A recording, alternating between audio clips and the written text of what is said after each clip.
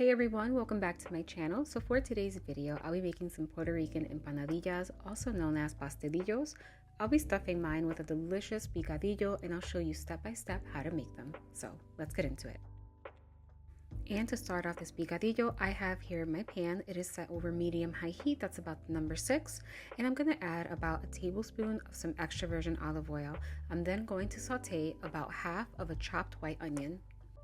And when my onions are about halfway cooked, I'm gonna add about half of a small chopped potato. So I like to peel my potato and then dice it as small as possible. I'm gonna give everything a nice stir, and then I'm gonna add a little more oil just to get everything going, just to make sure that my onions and potatoes don't dry out, because I will be cooking these covered for about, about 10 minutes or so, just until my potatoes are nice and soft. I want to make sure they're pretty well cooked before I throw in my meat and everything else. All right, so now that my onions and my potatoes are pretty well cooked, and it doesn't have to be perfectly cooked because this is going to continue cooking when I add in my meat and stuff. But now that they're pretty well cooked, I'm gonna go ahead and start on the base of my picadillo. I'm gonna add about a quarter cup of my fresh homemade sofrito.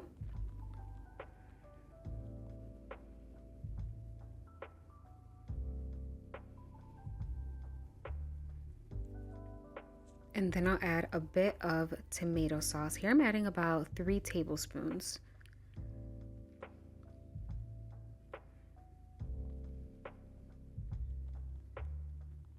Stir that all up until it's nice and fragrant and combined.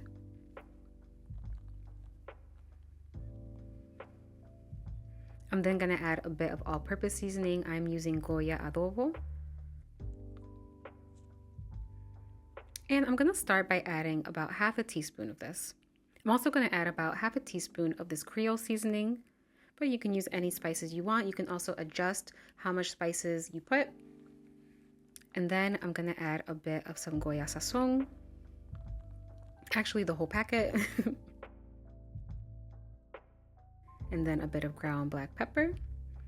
And remember guys, the Goya sazon has salt in it along with the adobo and the Creole seasoning, so always make sure that you're adding everything just a little at a time if you haven't made this before.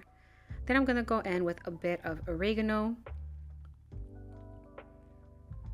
And no picadillo is complete without a couple of Spanish olives and pimientos. And I'm gonna give everything a nice stir. We haven't added our meat yet, but everything is coming together really well and it smells amazing.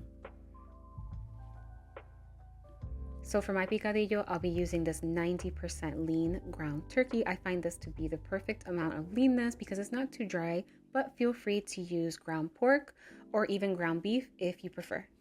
And then using a wooden spatula, I'm just going to cut up my meat and just try to mince it as best as I can. And it does get easier because since the pan is hot, it's going to cook while I am mincing it up. And as you can see, it is nice and minced up and it is almost cooked, but it's still not done yet. It still needs a couple more minutes.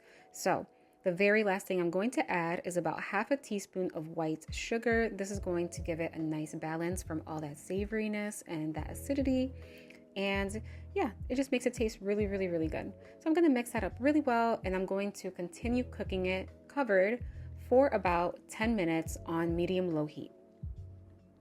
And just like that, our picadillo is done. Now, you can let it continue cooking with the lid off if you wanna dry it out a little bit, but I like to keep it nice and juicy. That's just my personal preference. So at this point, I'm gonna turn off my stove, set it to the side, and get to work on making the empanadillas. And real quickly, I wanted to show you what I'll be using for my empanadillas. I have here a couple of mozzarella slices and even provolone slices. Feel free to use any kind of cheese you prefer. A good melting cheese will work well, like Gouda, cheddar, even American cheese. And then I'll be using these Goya empanada discs. Now, I do know how to make my own empanadilla dough, but for a quick weeknight dinner, I'm gonna go ahead and use these. And making sure that my discs are 100% thawed, I like to take them out and just kind of like flatten them a bit with my hands. I also like to make sure that the border of the disc Doesn't have any hard pieces. If it does have hard pieces, make sure you cut those out because they are going to make sealing your empanadillas a little difficult. So yeah, so I like to flatten it a little bit with my hand, kind of like a tortilla. Then I'm gonna go ahead and lay it flat on my board, and I'm gonna add a bit of my picadillo. Now you can use a slotted spoon if you don't want the juices, because when you fry them, they're gonna get pretty juicy anyways, but I like to include a bit of the caldo. So I'll add about 2 tablespoons of meat. I don't wanna add too much because I wanna make sure that sealing my empanadillas is not too difficult. Then I'm gonna add a bit of cheese. Since I'm using the provolone slices, I like to cut it in half and add that in there. But if you want it more cheesy, you can just fold the slice in half and add the whole thing.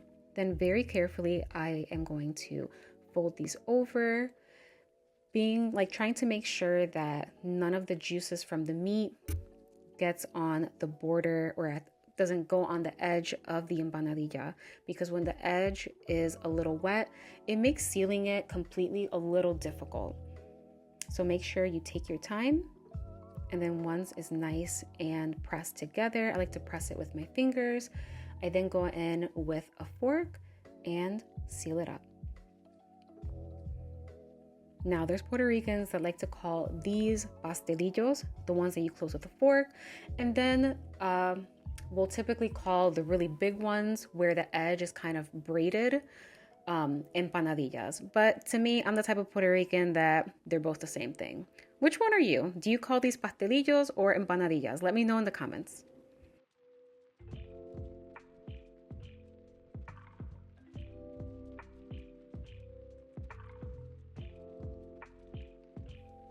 And after I prepared all of my empanadillas, I was able to get about 12 or 13 because I had some extra discs in the freezer.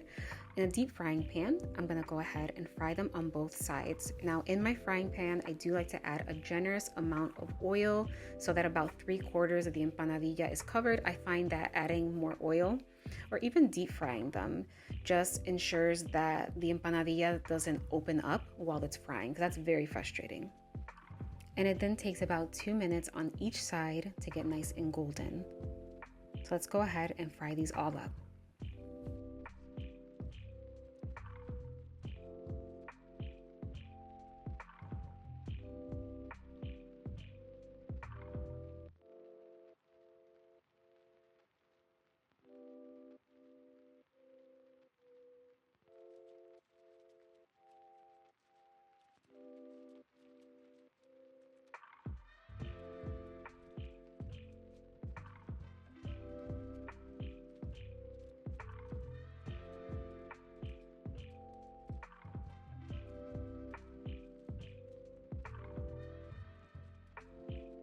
And I'm all done with my empanadillas. I made about 11 and I was able to save about half of my turkey picadillo, and I put that in the freezer for another meal.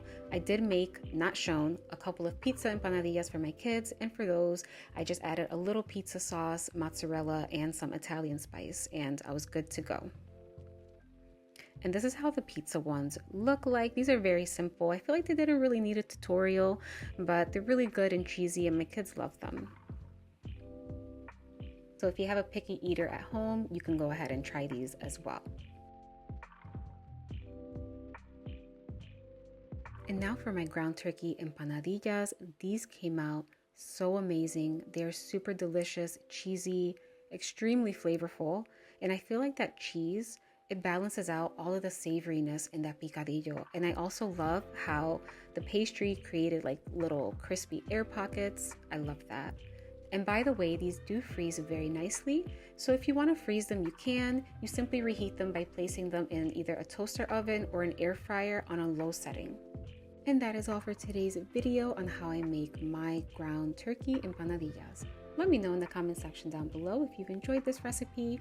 And as always, please subscribe to the channel, give this video a thumbs up, and hit that notification bell because a new video will be out every week. Until next time.